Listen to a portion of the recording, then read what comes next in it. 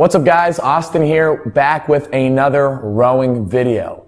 And today what we're going to talk about is probably the biggest problem killing your rowing performance. And what is this problem?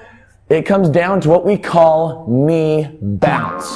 So what is knee bounce? It's this idea that when we take the rowing stroke, that before we even finish the stroke in the back end, we automatically bounce our knees and start bringing our legs back up before we finish our strokes.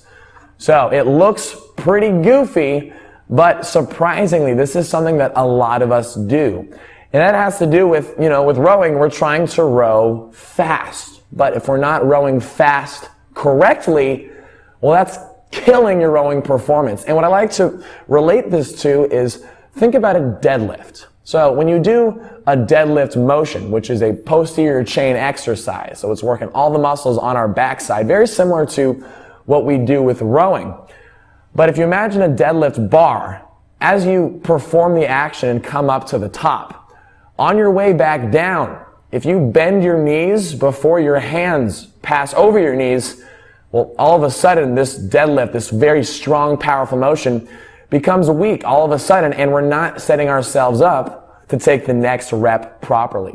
This translates perfectly to the rowing stroke, because if we bend our knees before our hands have a chance to come up and in front of us, well, right there, we're not setting ourselves up to take a proper stroke, the next stroke that we do. You add that up over hundreds of strokes over the course of a workout, and you've slowed yourself down tremendously regardless of your fitness level. So how do we fix knee bounce? How do we fix this problem? Best advice is to practice what we call pause strokes.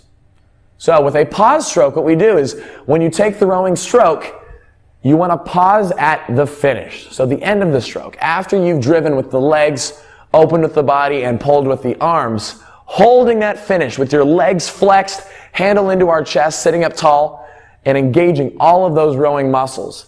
After that, then we come out, arms first, body over, then compress the legs.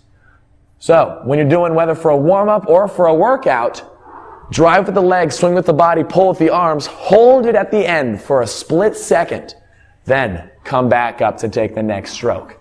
By doing that pause, that is eliminating the tendency for our legs to extend and bounce right up to being flexed. And what that's doing is that's also savoring and making the most out of the power we generate from the stroke. Because when our knees bounce, we're not able to finish the stroke and unleash the full potential of the power behind each stroke. We're basically just cutting it short in a rush to come up for the next stroke, which we don't want to do. We want to make each stroke count, because yes, rowing is one of the most challenging biomechanical motions to do, but it's also one of the highest burning calorie exercises we can do, but only if we do it right. So stop bouncing your knees. It is killing your rowing performance. Start implementing some pause strokes, either with your warm-up or even while you're working out.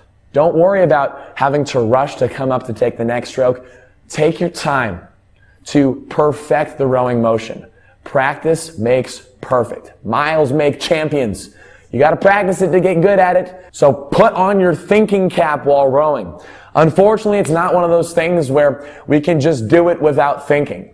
Eventually, as you get better, yes, the rowing motion becomes more intuitive, but we have to be consciously aware of our body in space while we're rowing in order to get the most out of those strokes. So quit bouncing your knees. Guys, I hope you enjoyed the video. If you've got questions, leave them down below. If you enjoyed the video, please be sure to give it a like.